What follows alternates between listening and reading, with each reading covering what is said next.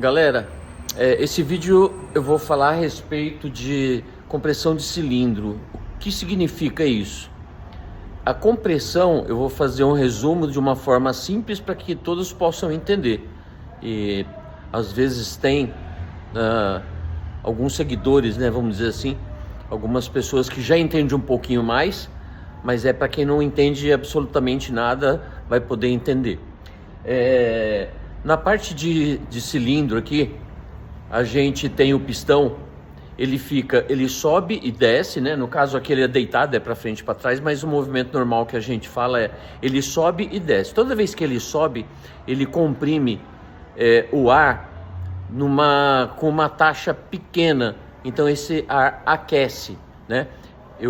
Vamos dizer assim, você tem um espaço de 10x, ele comprime esse 10x para 1x. Tá? Então você tem uma quantidade de ar ali, quando você comprime, esse ar aquece.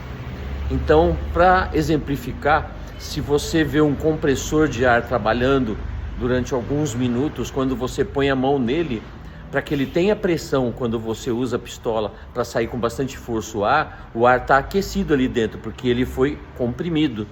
Aqui é a mesma coisa, né? Então você tem um espaço ali de 10x, isso é uma referência simbólica, né? Você tem um espaço interno ali de 10x.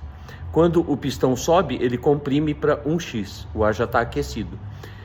Quando ele comprime junto o combustível que foi injetado, né? No caso aqui, pelo bico injetor ou carburador, aí depende não faz diferença, vamos dizer assim, né? O bico injeta uma quantidade de combustível, junto com esse ar ele é comprimido, aquece para facilitar na combustão, que aí vem o terceiro elemento, que é a faísca.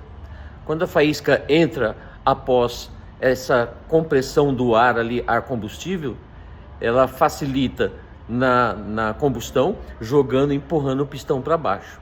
Então se existe algum problema de válvula, por exemplo, que não está bem assentada, né? Que ela não está vedando no momento que ela se fecha, vai vazar um pouquinho desse ar, então perde compressão. Foi o que aconteceu nessa motocicleta aqui.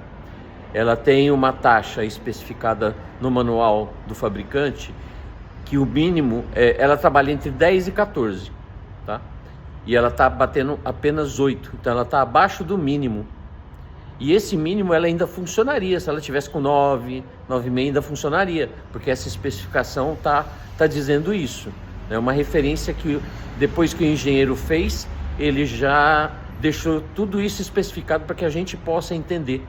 Então não adiantou fazer carburação, não adianta trocar vela, isso foi feito por conta do cliente ter dito, ficou parado um tempo, tal, então vamos fazer a carburação, no caso aqui carburação, tá?